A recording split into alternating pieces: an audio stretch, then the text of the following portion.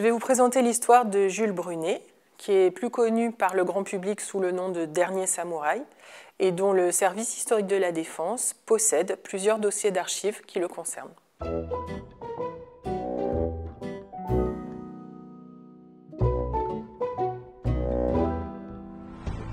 Le nom de Jules Brunet est associé à une mission en particulier.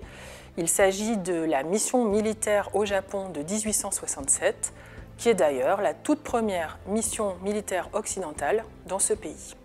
La mission est envoyée par Napoléon III à la demande du shogun, le chef militaire japonais, qui souhaite moderniser son armée. La mission quitte Marseille en novembre 1866, elle arrive au Japon 2 mois plus tard, en janvier 1867.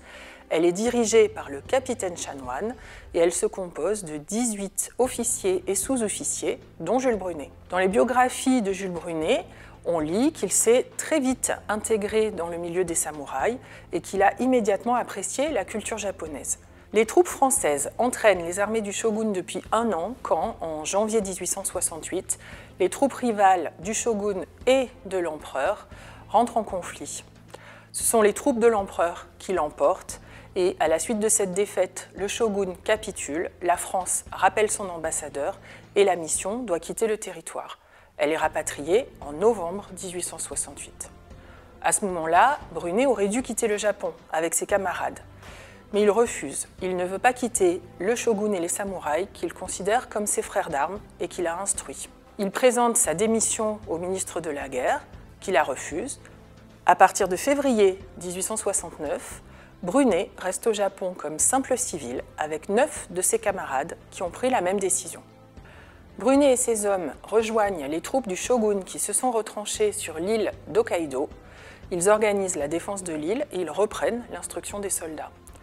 Mais en mai, les troupes de l'empereur attaquent l'île à la fois par la mer et par la terre, et les troupes du shogun, qui sont beaucoup moins nombreuses, sont battues. Brunet demande ensuite à être rapatrié en France avec ses hommes, et ils arrivent à Toulon le 17 septembre. L'empereur du Japon aurait souhaité que Brunet soit renvoyé au Japon pour y être jugé. Mais l'armée française n'accède pas à cette demande. Elle se contente d'adresser un blâme à Jules Brunet et de le mettre à pied pour une durée indéterminée.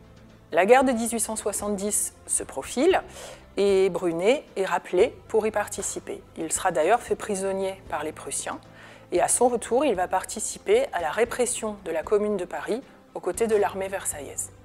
Il sera ensuite attaché militaire à Vienne en Autriche puis à Rome en Italie.